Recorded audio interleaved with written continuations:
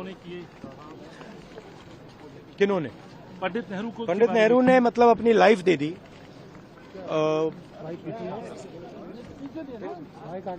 Life दे दी हिंदुस्तान के लिए, सालों जेल में रहे। अमित शाह जी को शायद हिस्ट्री नहीं मालूम, वो तो मैं एक्सपेक्ट ही नहीं कर सकता हूं कि उनको हिस्ट्री मालूम, वो तो हिस्ट्री को रीराइट करते रहते हैं। ये पूरा का पूरा डिस्ट्रैक्ट करने का है।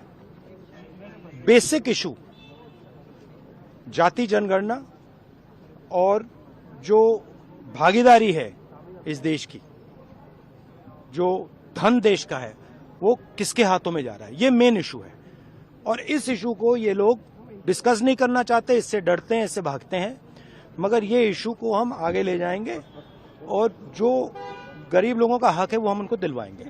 ठीक है, ये सब ये नहीं बिल्कुल नहीं बिल्कुल नहीं नकारा। छत्तीसगढ़ के अंदर ट्राइबल दिया उन्होंने, ओबीसी आपको लगता है आप लोग मैंने सुनिए देखिए, हमारा भी ओबीसी था, इन्होंने ओबीसी दिया, ठीक है, वो इशू नहीं है।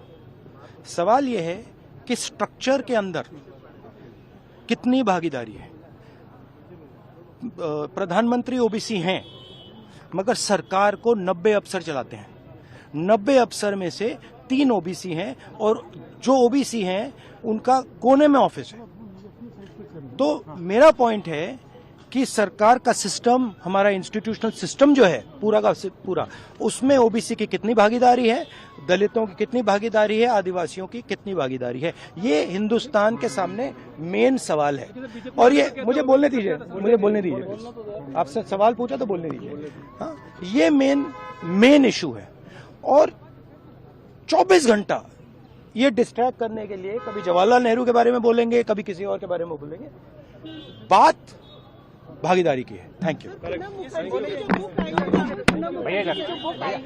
उसमें उन्होंने समीक्षा ने यह भी कहा कि भारत